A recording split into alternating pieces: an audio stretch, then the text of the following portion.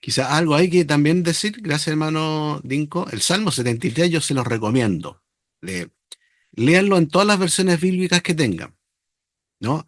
Porque ese salmo, que lo escribió un músico llamado Asaf, eh, es un salmo que describe quizá a nosotros, te describe a ti, a muchos cristianos. ¿Por qué? Porque el salmo relata que el autor estuvo a punto de apostatar, casi se deslizaron mis pies, dice los primeros versículos, ustedes lo ven. Claro, Entonces, va describiendo lo que pasó en él interiormente, esa situación crítica de su existencia, tanto física, intelectual y espiritual, por la cual pasó cuando se da cuenta que a su alrededor la gente que no servía a Dios, la gente que no honraba a Dios, la gente que no iba al templo, eh, llevaba una vida más próspera. Comía lo que quería. Describe allí cómo físicamente eran más gorditos, tenían más robustez, ¿no? Viajaban por el mundo, se mofaban de Dios, se mofaban de muchas cosas. En tanto, él dice, en cuanto a mí, tengo que estar como sobreviviendo entre el 3 y el 4, ¿no? Y tan duro para mí, ustedes pueden ver el Salmo, yo se lo recomiendo, que llega a decir, tan torpe era yo que no entendía, ¿no? Era como una bestia, dice allí el Salmo. no soy Eh, yo. y esa palabra bestia, si uno la traduce del hebreo, es la palabra behemoth, que se traduce como el hipopótamo. Y el hipopótamo, ustedes saben, es un animal grande, pero se distingue como el más tonto dentro de los animales. Entonces, está diciendo ahí, ¿sabes? Que era tan tonto como un hipopótamo que no entendía por qué Dios actuaba así. Hasta que va a ocupar esa figura, hasta que entrando al santuario de Dios comprendí. Qué interesante eso, ¿no? Así que se los recomiendo, léanlo, disfrútenlo, léanlo las distintas versiones y vean cómo allí la situación de este autor puede reflejar muchas de nuestras experiencias frente a situaciones que ocurren y que eh, vemos cómo Dios permite que el justo sea más próspero que el justo, que es una situación que ya también en el libro de Job, ¿ya? Ok, hasta ahí lo vamos a dejar con esto, ¿ya?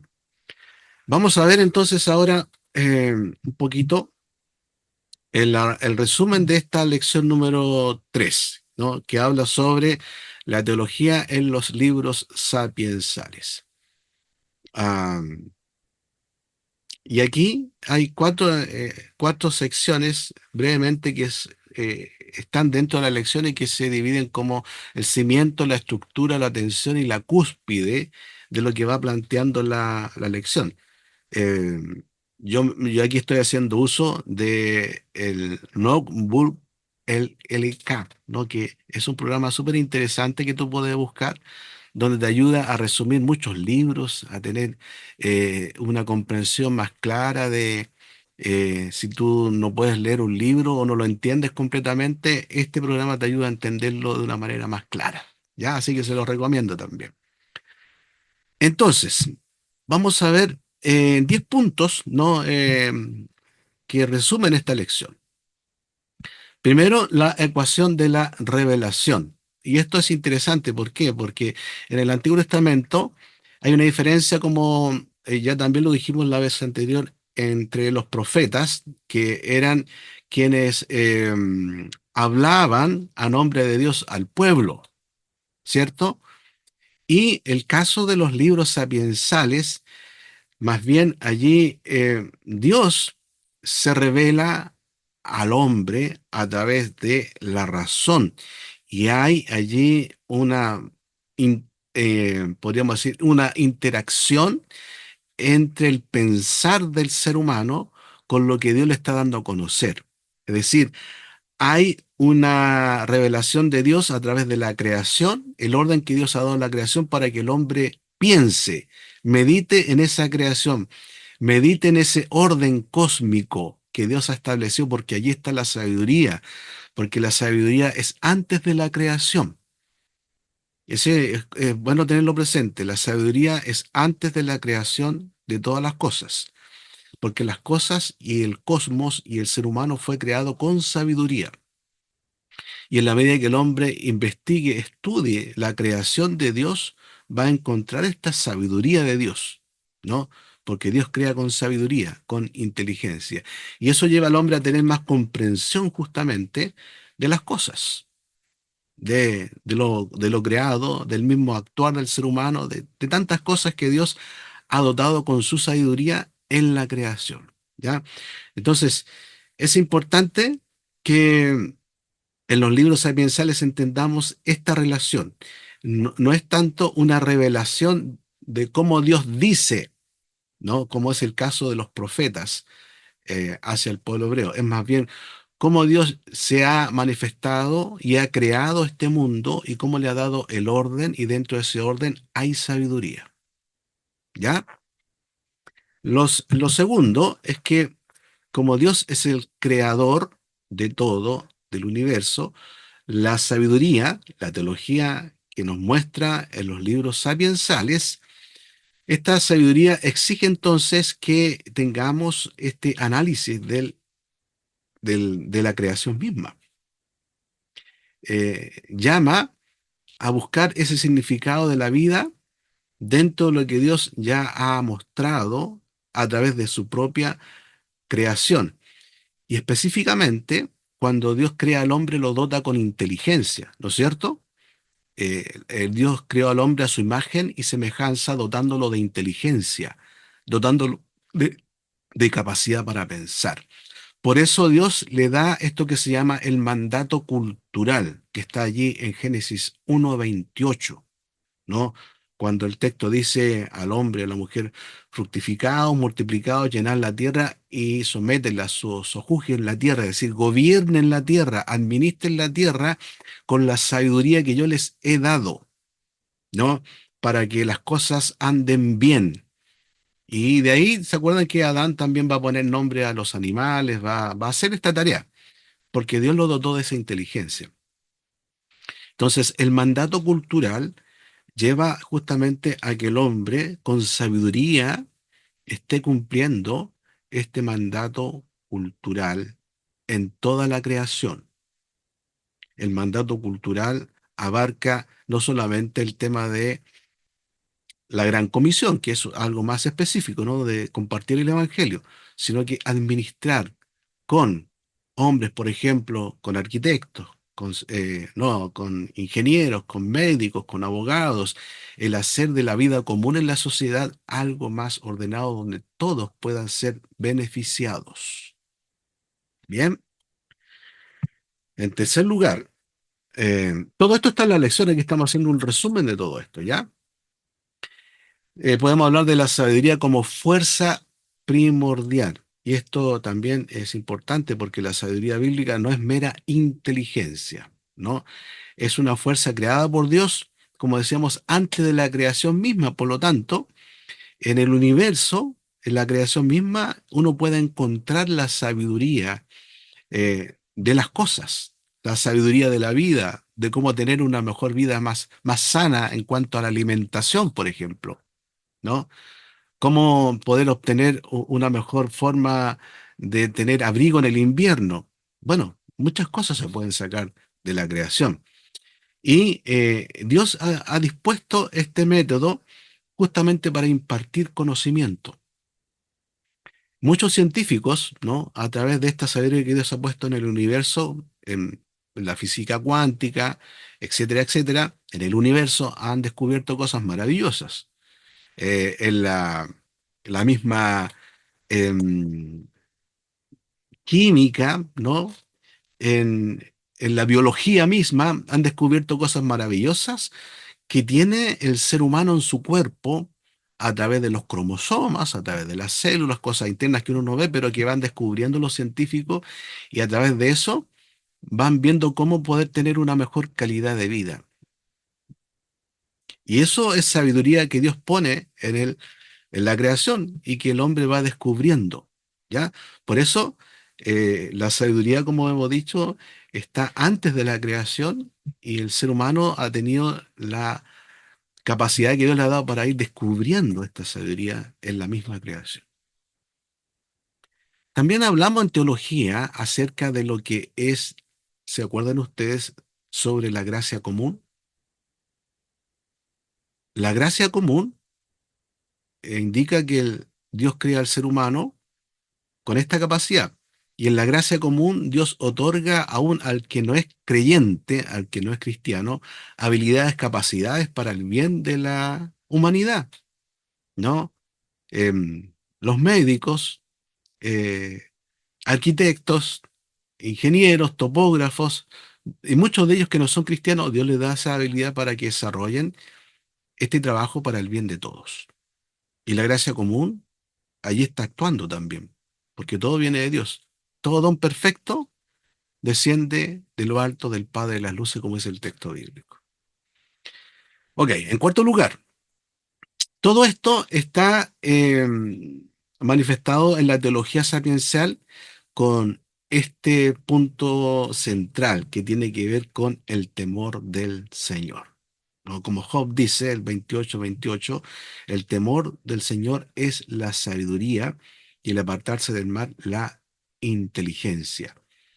Entonces, aquí la sabiduría que tiene que ver con el temor del Señor no es una emoción de miedo, ¿no?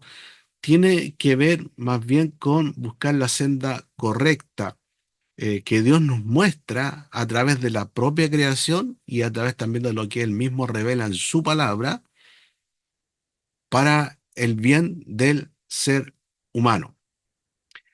Los libros sapiensales no están apuntando específicamente para los cristianos. Son libros que apuntan para todo ser humano, cristianos y no cristianos, porque tiene que ver con la forma de vivir que tenemos entre todos, para hacer de esta vida algo que reporte un bien común para todos, para uno personalmente y para los demás también. Entonces, este motor del sistema de sabiduría de la teología sapiensal, que es el temor del Señor, tiene que ver con tanto reverenciar a Dios, tener a Dios en primer lugar, tiene que ver con la obediencia, someterse al diseño de Dios, tiene que ver con una vida plena, con la armonía de llevar una vida conforme a como Dios también lo dice en su palabra, y eso nos va a llevar a ser sabios para comprender cómo vivir mejor. En la lección ustedes van a ver que el temor del Señor implica obediencia, implica reverencia, implica adoración, implica dedicación, ¿no? A Dios. No es estar frente a Dios y que uno sea provocado a tenerle miedo. No, es más bien tenerlo a Él en primer lugar en todas las áreas de la vida. Eso tiene que ver con el temor del Señor. Y en quinto lugar, el hombre como agente responsable. Eh, y esto es interesante también, porque tiene que ver con la causa y efecto. Es decir, en este mundo que Dios ha creado, este universo moral y físico que opera bajo esta sabiduría de Dios, el que hace buenas obras tiene su recompensa. No estamos hablando acá de la salvación, porque las obras no salvan, solamente Cristo, sino que el hombre inteligente, el hombre sabio, que entiende su rol aquí en la tierra para bien de él y los demás, lo que él hace va a reportar para él también ciertas recompensas o bendiciones. Y el que se dedica a la pereza o la codicia, como dicen también los proverbios, obviamente va a sufrir sus consecuencias, ¿no es cierto? Entonces aquí hay una causa y efecto que encontramos en la teología de los libros sapiensales que se aplica a todo ser humano.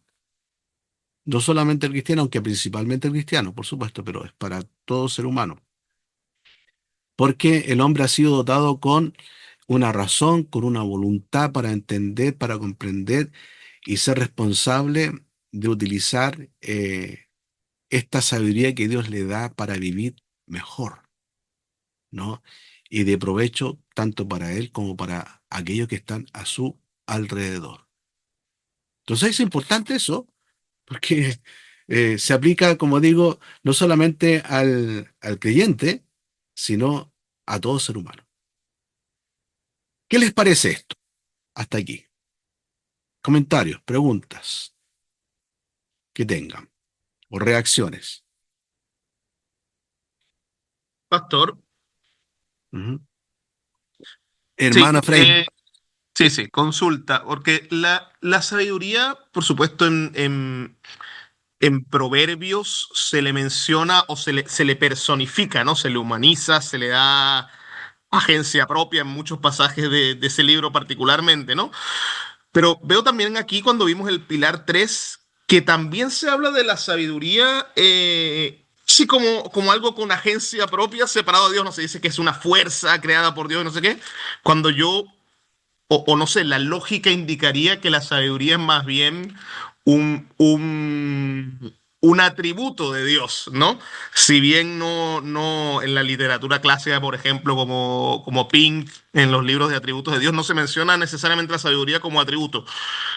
¿Cómo se explica esa manera de aproximarse a la sabiduría? Porque me llamó la atención que efectivamente aquí en el punto 3 se habla de la sabiduría de nuevo como si fuera algo externo o separado de Dios, ¿no?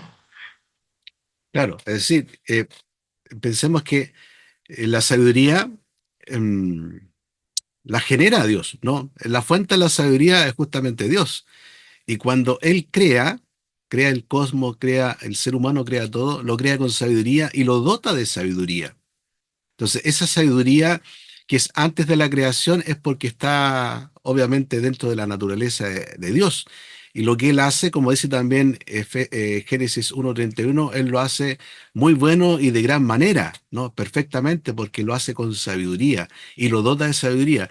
Lamentablemente, Adán no fue sabio cuando tuvo que tomar la decisión allí en el jardín del Edén, ¿no? Hubiese sido muy sabio si hubiese seguido justamente el consejo divino, pero lamentablemente eh, eh, le traicionó los deseos que habían en su corazón, lamentablemente. Pero la sabiduría, obviamente, se genera y es la fuente principal porque como la cúspide de la teología de los libros sapiensales recae en la persona de Cristo. Él es la sabiduría personificada perfectamente porque en él están escondidos todos los tesoros de la sabiduría, en la persona de Cristo. ¿No?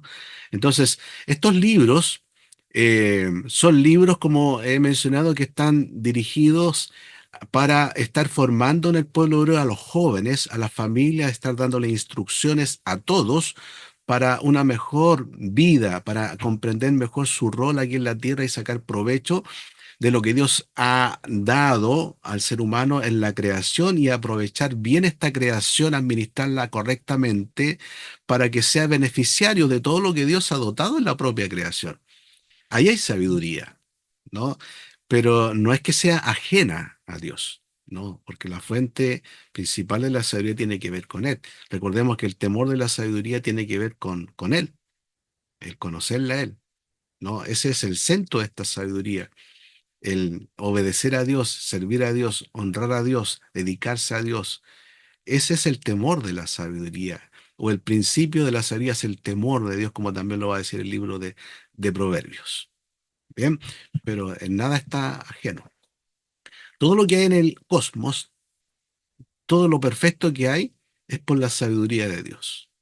Y todo lo perfecto que hay en el ser humano en cuanto a su composición interna, ¿no?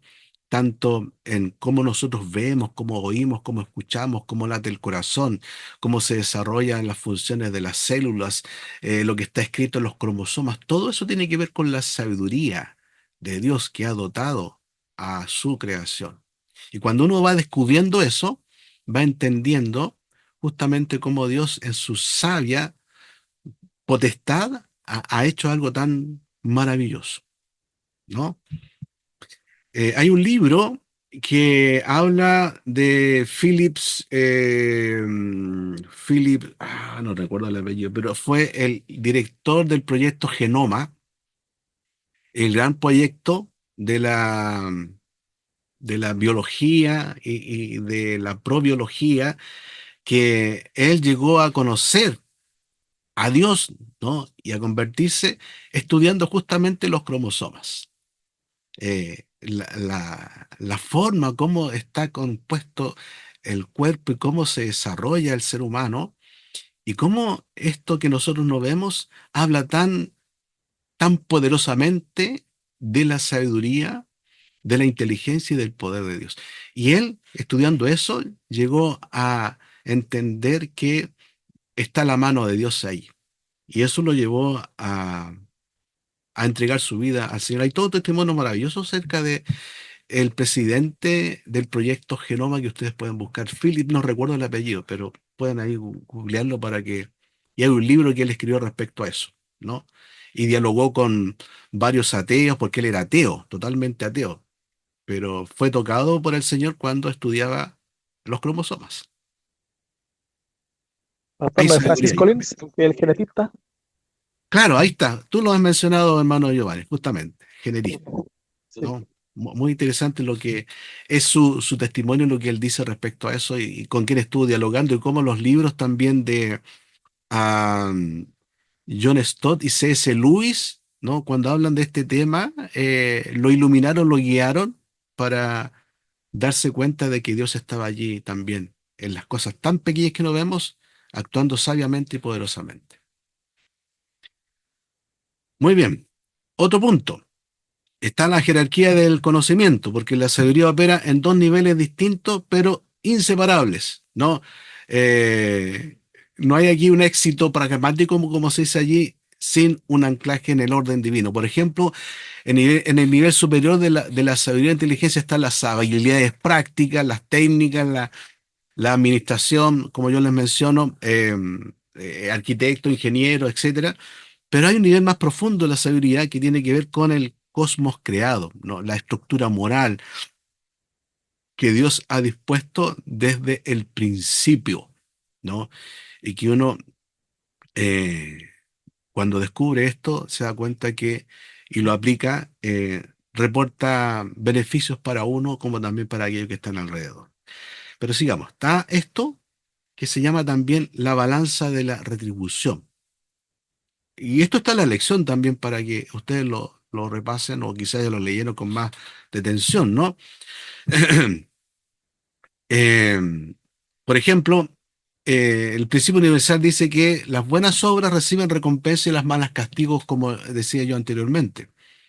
En la medida que tú seas sabio en aplicar eh, el buen uso, por ejemplo, de los recursos naturales, va a tener una buena respuesta.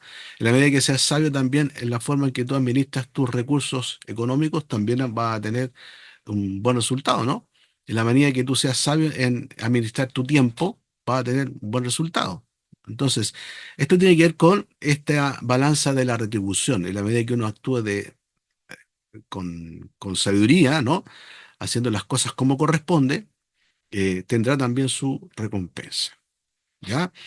Lo otro, se habla de esta sabiduría llamada didáctica, eh, que es la sabiduría que está representada en el libro de Proverbios.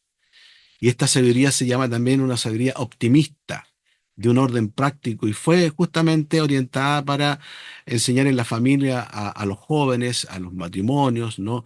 A usar bien los recursos, todo lo que Dios dispone para el bien de las personas.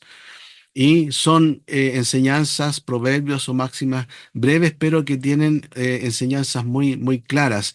Y eso lleva a que la persona que lo aplica, obviamente, va a tener una vida que va a reportar mejores respuestas a esas necesidades que en algún momento pueda tener. Por ejemplo, Proverbios dice 22-29, ¿ves a un hombre hábil en su trabajo? Servirá ante reyes, no servirá ante hombres comunes. O sea, la idea de esto es que fomenta, motiva a que la habilidad, ¿no? que uno tenga y las destrezas que Dios le da para desarrollar, pueden ser también medios para tener la esperanza de un reconocimiento en algún trabajo donde puede desarrollarse. Pero cuando uno busca ser excelente, no busca ser una persona que realmente sea responsable, obviamente, en tu trabajo donde estés, no va a tener el mismo resultado de aquellos que sí, ¿no? Se esmeran en ser responsables, en ser cuidadosos con lo que es su responsabilidad, ¿ya? Y eso tiene que ver con la sabiduría que enseñan estos libros sapienciales. Como decía en un principio, no solamente para el creyente, sino que para todos, ¿bien? Y está la sabiduría reflexiva, que esta es más, es la que a veces choca, ¿no? Porque tiene que ver con lo que dice allí, con las anomalías del sufrimiento y la vanidad de la vida, y que lo encontramos en el Job y el libro del Eclesiastés, donde allí se pregunta acerca de la vida, la muerte, como que no da respuestas precisas, más bien habla del sufrimiento, del dolor que hacemos frente a eso, ante un Dios sabio que nos creó. Ahí hay una situación que nos llama a pensar, a reflexionar qué hacer. Es como que el ser humano choca con un muro, ¿no? eh, Porque no tiene respuestas claras, pero ahí se va a encontrar justamente con que Dios, para tener ciertas respuestas frente a estas inquietudes o estas anomalías, hay que ser obediente a lo que Él nos dice, humilde ante lo que Él nos propone para nuestra vida. ¿Ya? El fin, como dice el Eclesiastés, ¿no? Allá terminando su libro, el capítulo 12, el fin de todo el discurso oído es este: teme a Dios y guarda sus mandamientos. Ahí hay sabiduría, ¿no? Entonces, son libros que nos llaman a pensar, a darle vuelta a esto de que no está tan claro, no hay respuestas tan precisas, ¿no? Sobre la vida misma, ¿ya? Y por último, tenemos podríamos decir, estas vías que encontramos en estos libros para buscar esa teología, en estos libros sapiensales. Por ejemplo, aquí tenemos em, los libros principales, ¿no? Como dice la dimensión, aquí voy a poner a ver brevemente para ver si podemos. Ya, no. Bueno, no me sale la.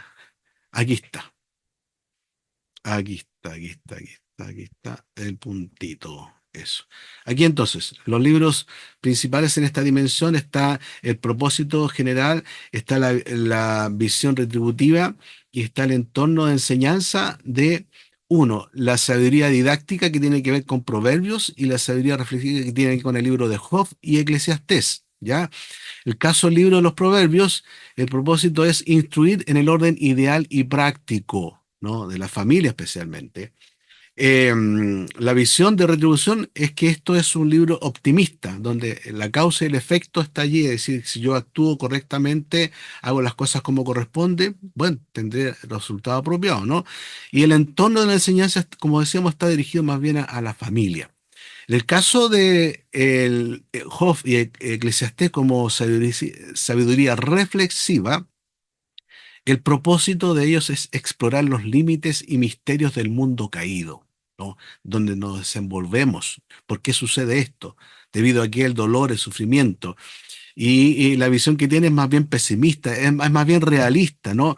¿Por qué sufre el justo, como lo muestra el libro de Job?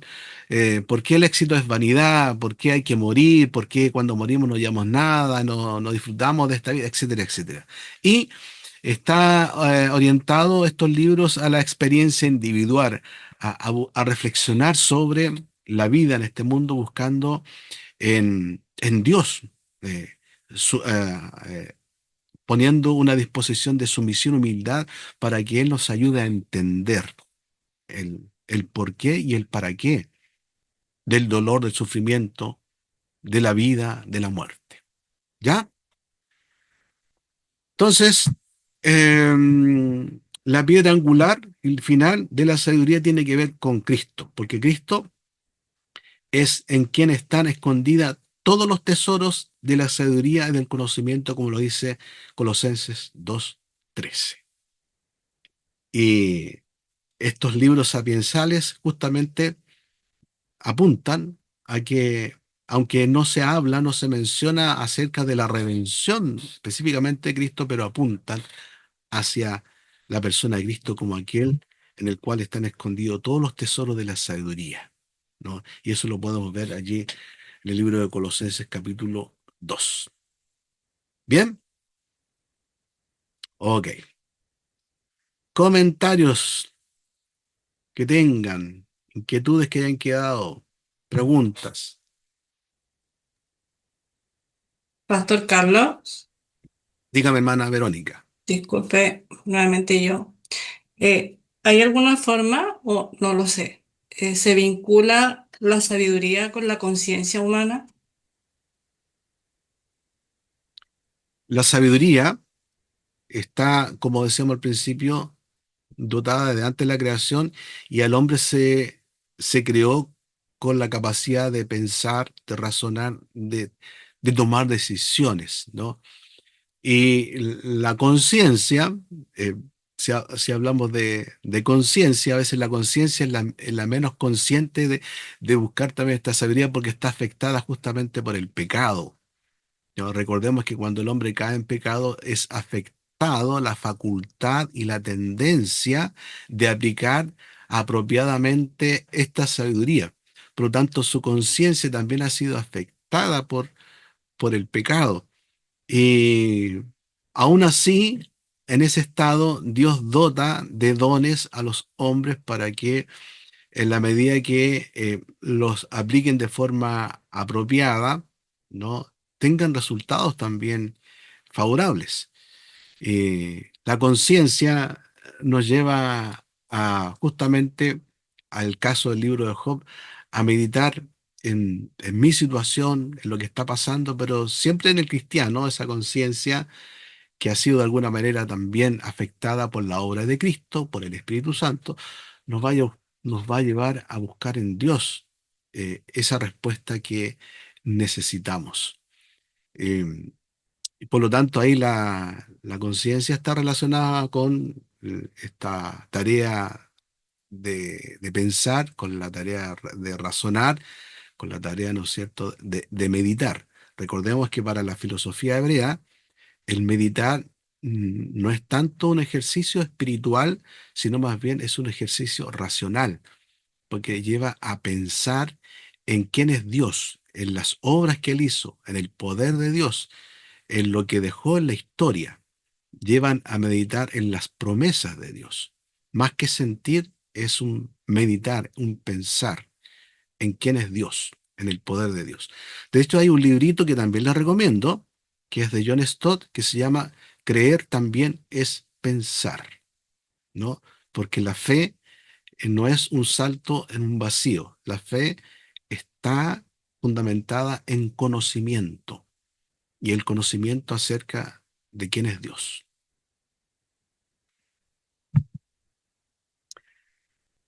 Muy bien. ¿Algún otro comentario que tengan, hermanos? Pastor, yo me quedé con una duda respecto del pasaje que mencionó ahí en la mitad de Proverbios 22-29, el que habla del hombre hábil en su trabajo. ¿Ya? Lo que pasa es que yo siempre entendí, o en realidad quise entender, que cuando nosotros leemos los proverbios y nos enfocan en la sabiduría como el temor de Jehová, siempre estábamos hablando de personas que conocían a Jehová, que tenían el temor de Jehová. Entonces, la interpretación o la mirada que yo le había dado al pasaje tiene que ver más bien con nuestro llamado a servir al Señor, más que una mirada secular para la información que ahí está. Si bien es cierto, es aplicable en el mundo corriente, digamos, en nuestro día a día, el pasaje, y es un llamado a servir de buena manera, siempre lo vi como una mirada a servir al Señor, pero y de una manera, como puse ahí en la tarea, no de una manera no perezosa, digamos, hay que hacerlo de manera diligente. Claro. Entonces, me cuesta ahora distinguir cuándo hacer la lectura del proverbio de una mirada exclusivamente hacia alguien que tiene el temor de Jehová, pues yo no le puedo hablar del temor de Jehová a alguien que no conoce a Jehová. Claro. Yo no le puedo decir, ama a tu esposa como Cristo ama a su iglesia, si no conoce a Cristo. No le puedo decir, tienes que ser sabio en el temor de Jehová si no conoce a Jehová. Entonces, por eso tenía yo esa impresión. Y a lo mejor es un error, es un sesgo mío, pero quería aclararlo. Sí, bien, Porque claro, me de eso cuesta se trata. entender ahora diferenciar los pasajes de Proverbios con ese matiz. Claro, es cierto, ¿no? Nosotros como cristianos debemos entender que toda la Biblia es palabra de Dios, es Amén. inspirada por Dios, ¿no? Y está diseñada justamente en lo que es la revelación especial para aquellos que han sido regenerados, para entender, comprender y aplicar apropiadamente lo que Dios está revelando a través de ese pasaje, para el cristiano, ciertamente. Pero también hay que entender que la Biblia es para todo el mundo. En el caso de la sabiduría, como libros sapienciales, son libros que están enfocando el cómo llevar una mejor vida, principalmente para el cristiano, como hemos dicho, pero también para aquellos que no son cristianos. Entender que Dios obra en aquellos que aún no son regenerados con lo que nosotros llamamos la gracia común. Algunos también hablan allí de la providencia de Dios, ¿no? Pero llevándolo a lo que es la gracia común es porque Dios también dota con su espíritu, no para transformar, no para conversión, sino para que a través de esas personas se esté llevando a cabo la tarea que Dios ha eh, desempeñado desde la creación, cuidar esta creación, para que así también todos tengamos los beneficios de vivir en comunidad, de vivir en sociedad.